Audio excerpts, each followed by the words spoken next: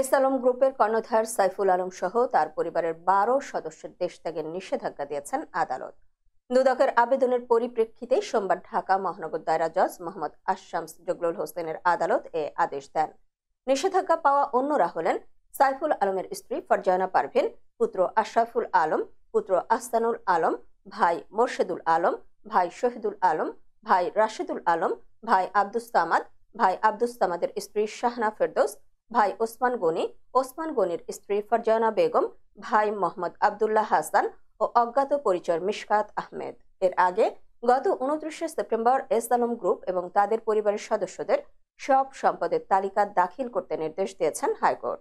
একই সঙ্গে আগামী ৪ সপ্তাহের মধ্যে আইন সচিব সহ সংশ্লিষ্টদের এ নির্দেশ বাস্তবায়ন করতে বলা হয়েছে। এছাড়া এস আলম গ্রুপ ব্যাংক থেকে কত টাকা ঋণ নিয়েছে ও বিদেশে কত টাকা পাচার করেছে এ বিষয়ে কি পদক্ষেপ নেওয়া হয়েছে তা জানতে চেয়ে রুল জারি করা হয়।